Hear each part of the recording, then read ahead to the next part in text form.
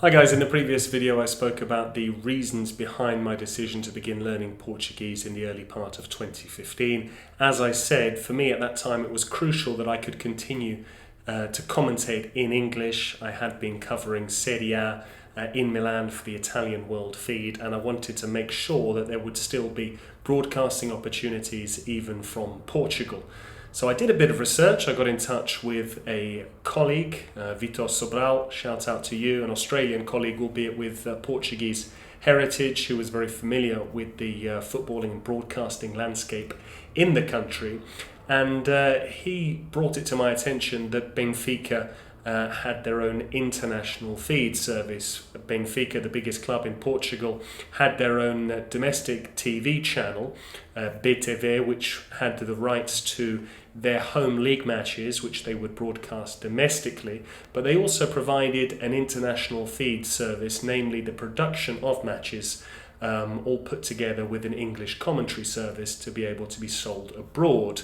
I was familiar with the broadcasting situation in a number of other countries. We're quite fortunate as English commentators in that we can move outside of English-speaking markets and still continue to work. In Germany, they have the world feed in Cologne. In France, the Ligue 1 world feed is covered from Paris, and clearly I was familiar with the Serie A world feed that I had been working on in Milan.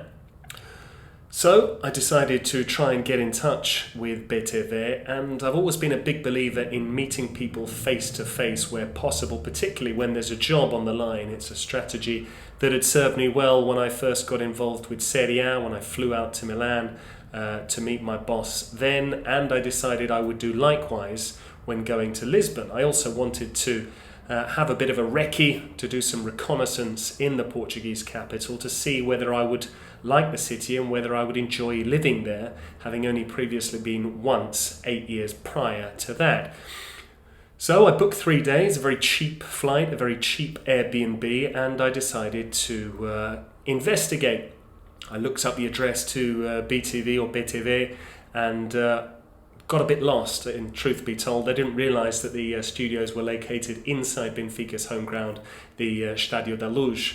So after a fairly wasted taxi journey and lots of stomping up and down the street, getting more and more frustrated, I eventually found out that BTV was located inside the stadium itself. I went past the iconic statue of Eusébio or Eusébio and went up to reception and came out with one broken line of Portuguese to ask the receptionist if she spoke English. Thankfully she did, and she gave me a scrap of paper with the email address of the producer at BTV. This is all pre-roaming charges before they're all, before the abolition of all roaming charges in the EU. So naturally, I didn't want to use my hard-earned data. So I went from the stadium back into the city centre, had a bit of lunch, used the Wi-Fi, sent an email and thought nothing of it. It was only when I went back to the Airbnb that night and checked my email that I was delighted to see a reply from a man called Gonçalo Pina, who's the chief producer of BTV. He invited me in a couple of days later to go and talk to him. So I had a full free day the next day. I went round the beautiful town of Sintra, which is a UNESCO World Heritage Site. If you've not been, you cannot go to Lisbon without going to visit Sintra. It is absolutely wonderful.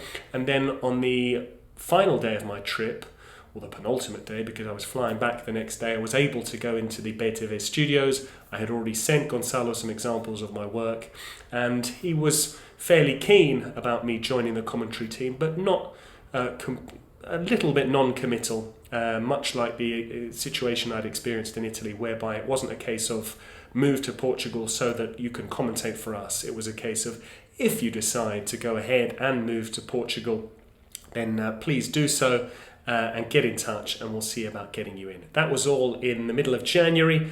Come the end of March, I was ready to move. I booked a one-way flight from the UK to Lisbon. I found a flat, and my first game was a Benfica match against Braga. There were two existing colleagues, Tiago Fonseca Marques and Carlos Bastos, and naturally, as they were already in situ, they were the established voices on BTV for the English service, and it was a case of 2 on, 1 off initially. Benfica only have the rights to their home matches in the league, so given that you would commentate on 2 matches and sit out every 3rd game. Ultimately, you would only commentate on about 1 match per month. So not a great deal, it must be said.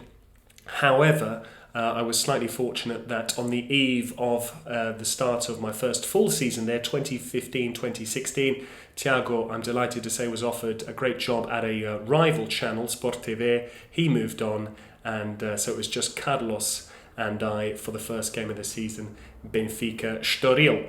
Carlos, being an established radio broadcaster and acknowledging the fact that he wasn't a native English speaker, was fairly vehement in his suggestion that I be the lead commentator and he would happy to be the co-commentator. And so that was August of 2015. Between March 2015 and May of 2016, I spent 15 wonderful months in Lisbon. I'm going to talk all about my language learning journey whilst in the Portuguese capital in future videos. But all things considered, a wonderful experience. So lucky to continue my commentary career at Portugal's biggest club, where Benfica won trophies as well.